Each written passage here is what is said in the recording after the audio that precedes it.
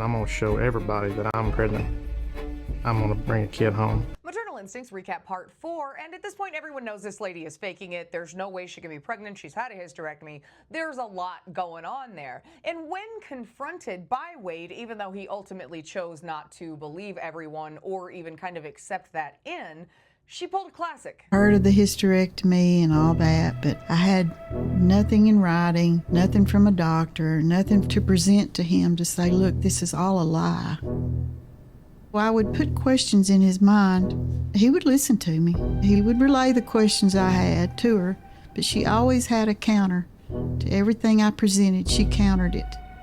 So it was a tug of war between she and I. She said, I just don't think your mom wants us to be happy. She probably don't trust me.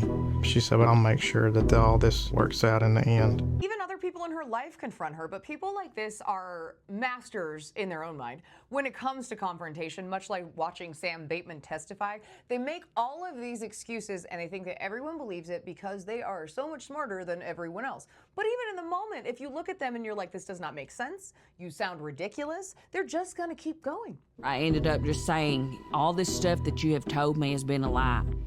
When I hit her with everything is when she said, well, let me tell you how all this happened. She blamed her mother for all of the things that she done.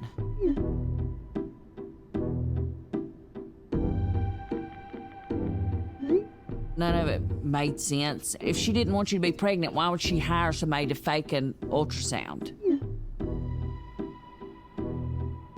But everything I would say, she had something to say, even though she sounded like an idiot. She won't admit anything, but the best friend or former best friend, people like this go through best friends very quickly. So if someone, again, I'm going to remind you, if someone tries to endear themselves or latch on to you that quickly and you really don't know them, they're telling people like, oh my God, we're best friends. And you're like, we went to dinner like 3 times. That is a huge red flag just to look out for, but most people don't really realize that. They just think people are nice because people want to generally believe nice things about other people. However, this friend is really starting to figure out her husband is the one who ends up just really not wanting to be friends with Wade anymore because he just will not listen. So they call Taylor's mom. She said, Taylor cannot have kids. She's had a hysterectomy.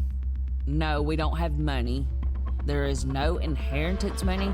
There is no money at all anywhere. I called Connie and like I talked to her mom. It wasn't anything new, that she'd always been a liar.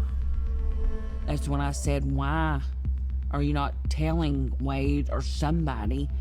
And that's when the granddaughter came in play.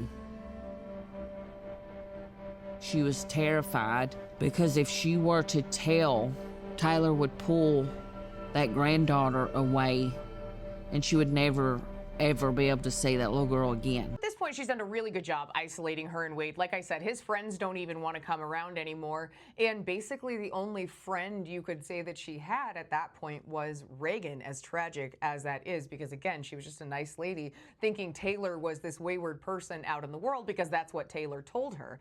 It's just the saddest story, and especially with what Taylor eventually did.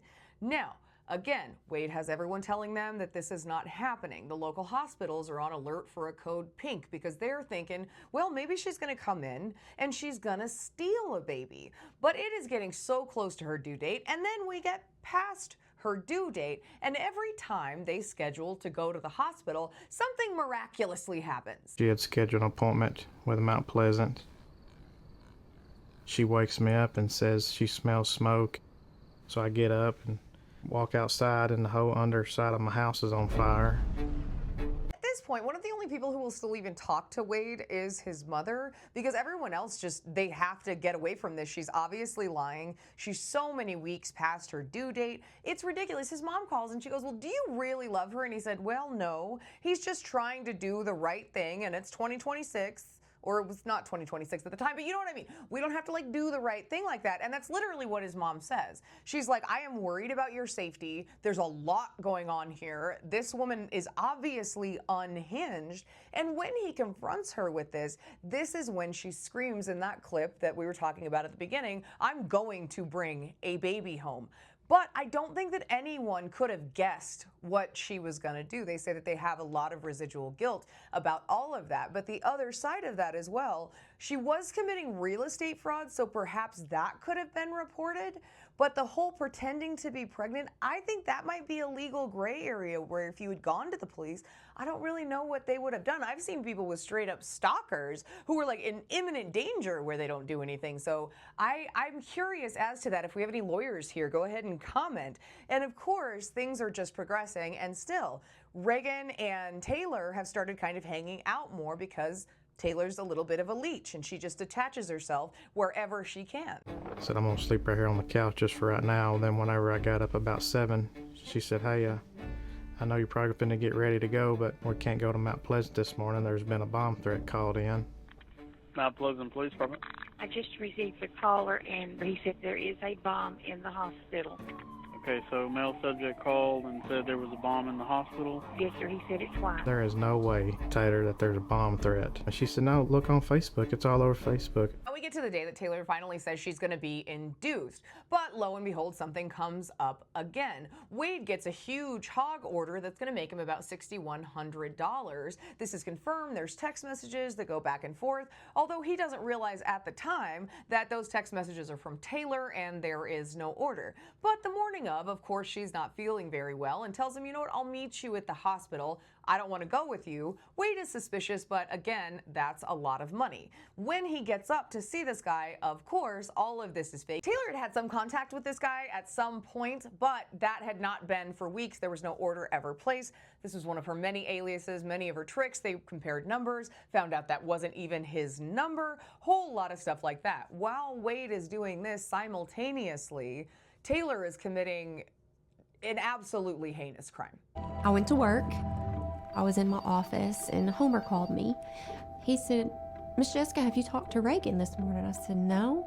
He said, well, she's texted me, but it's not like her. And I was like, well, what do you mean? He said, well, after she stopped texting, I've been trying to call her and she won't answer.